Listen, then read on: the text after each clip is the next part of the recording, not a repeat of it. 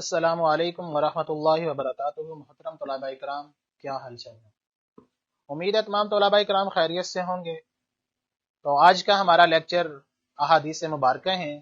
اس سے پہلے ہم نے سورۃ انفال کی آیات جیسے کہ پرانی آیت نمبر 1 سے 75 تک ہم نے پڑھ لی ہیں۔ ہمارا نصاب کے 3 حصے ہیں جیسا کہ آپ جانتے ہیں۔ پہلے حصے کے اندر آیات قرآنیہ ہیں، سورۃ انفال ہے۔ دوسرے حصے کے اندر احادیث مبارکہ ہیں، اور تیسرا حصہ ہمارا موضوعاتی مطالعہ ہے۔ اس سے پہلے ہم نے قرآنی آیات کو پڑھ لیا، اب ہم احادیث مبارکہ کو پڑھیں گے۔ تو ہمارے نصاب کے اندر 10 احادیث مبارکہ ہیں، ان میں سے پہلی حدیث جو ہے حدیث کا ہم پڑھیں گے، اس کا ترجمہ اور تشریح کریں گے۔ تو ہم سب سے پہلے اپنی پہلی حدیث پڑھتے ہیں، اس کو نوٹ کرتے ہیں، اس کے بعد اس کا جو ہے ترجمہ اور جو ہے تشریح پڑھیں گے۔ تو طلباء کرام، پہلی حدیث ہے ہماری حدیث نمبر 1، افضل الاعمال لا الہ الا اللہ۔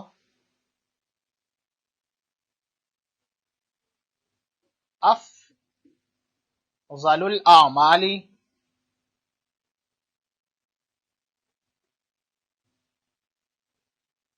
اعمال لا الہ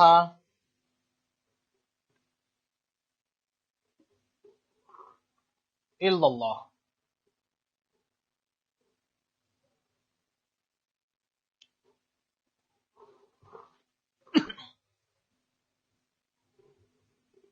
وافضل الدعاء، سب سے زیادہ، ترجمہ اس کا ہوگا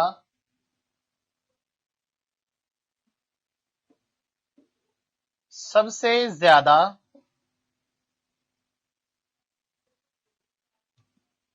فضیلت والا عمل لا الہ الا اللہ ہے۔ آگے ہے وافضل الدعاء،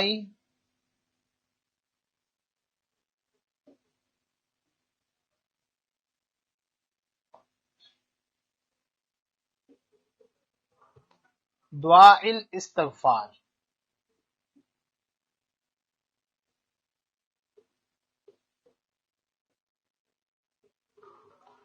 اور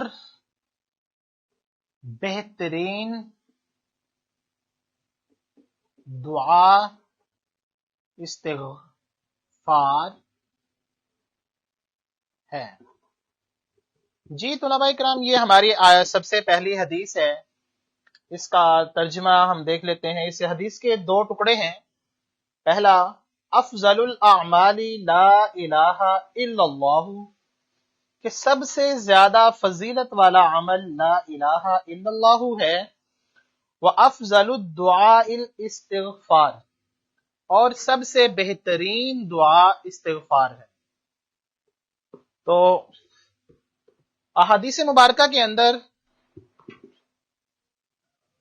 ہم نے جب بھی حدیث کی تشریح کرنی ہے تو ہماری مختصر ہو لیکن جامع اور معنی ہو، کہ اس سے ہمیں حدیث کا ترجمہ، اس کا معنی اور اس کا مفہوم سمجھ آ جائے۔ تو احادیث مبارکہ کو محترم طلباء کرام ہم نے جو سمجھنا ہے، اس نیت سے سمجھنا ہے کہ یہ ہماری یہ عملی زندگی کے اندر بھی آ جائیں۔ آپ صلی اللہ علیہ وسلم کی احادیث مبارکہ اور قرآنی آیات کو سمجھنے کا مقصد ہی ہمارا سب سے پہلا یہ ہونا چاہیے کہ ہماری یہ عملی زندگی کے اندر بھی آ جائیں۔ پیپر تو ہم پاس کر ہی لیں گے، امتحانات کے اندر تو ہم پاس ہو ہی جائیں گے، لیکن جب ہماری نیت، انما الاعمال بالنیات، جب نیت ہماری اچھی ہوگی، سیکھنے کی، عملی زندگی میں لانے کا جو ہے نیت ہوگی، تو انشاءاللہ یہ ہمیں زندگی میں بھی فائدہ دے گی اور امتحانات کے اندر بھی کامیاب کروائیں گے۔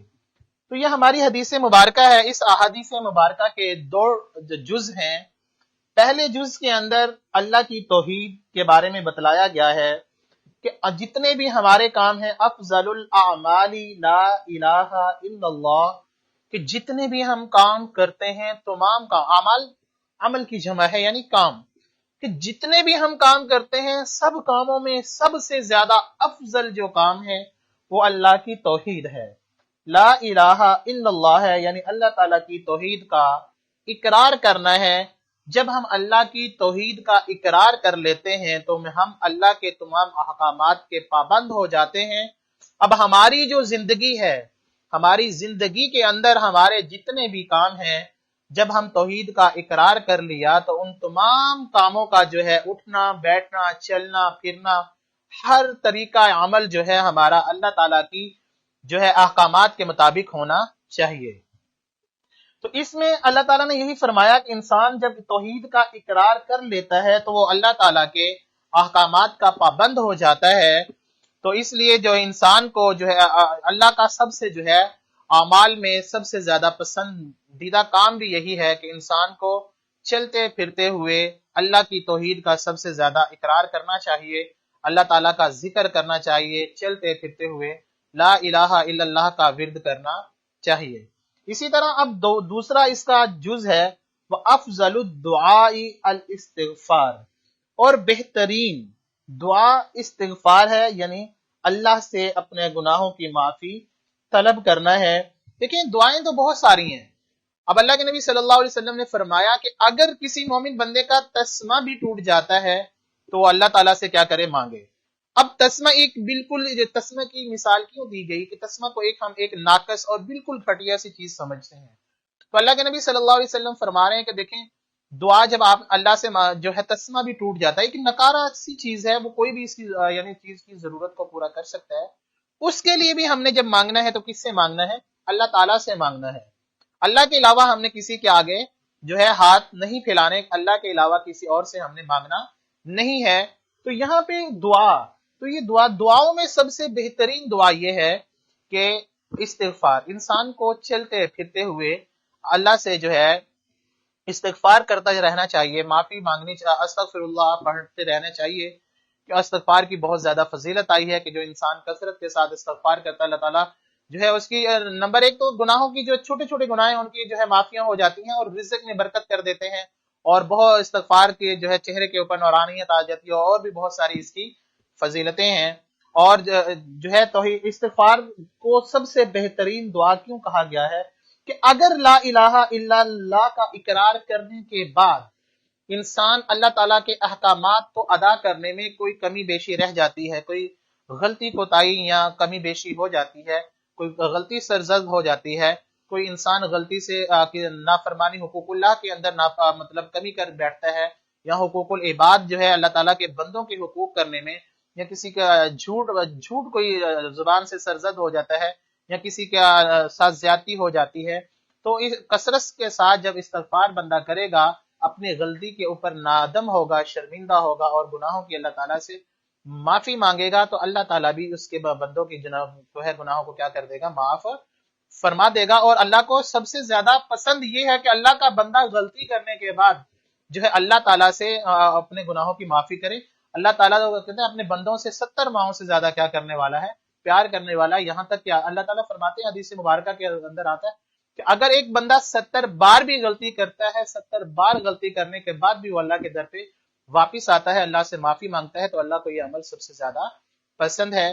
تو ہمارا جو پہلی حدیث ہے اس کے اندر یہی چیز بتلائی گئی ہے۔ اس حدیث کے دو جز تھے۔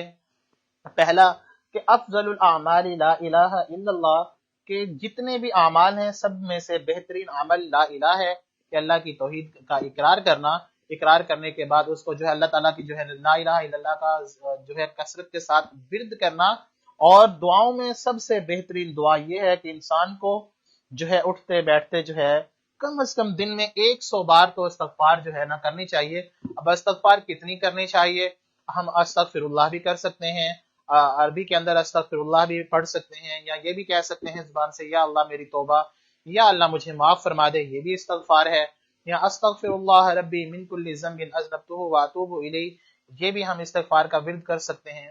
تو یہ چھوٹے چھوٹے مطلب جو ہے ٹکڑے ہیں، اردو میں بھی ہم کر سکتے ہیں، عربی کے اندر بھی ہم اللہ تعالیٰ سے مانگ سکتے ہیں۔ تو انسان جب اللہ تعالیٰ کی توحید کا اقرار کرتا ہے اور اپنے جو ہے غلطیوں کے اوپر اللہ تعالیٰ سے معافی چاہتا ہے، تو وہ جو ہے ایسے ہو جاتا ہے جیسے کہ جو گناہوں سے بالکل پاک، اللہ تعالیٰ بھی اس کو پاک کر دیتے ہیں۔ تو یہ ہماری جو ہے پہلی حدیث ہے، اس سے جو ہے ہمیں عملی کام ہمارا یہی ہے کرنے کا کہ ہمیں کثرت کے ساتھ اللہ کا ذکر کرنا چاہیے اور کثرت کے ساتھ استغفار کرنا چاہیے۔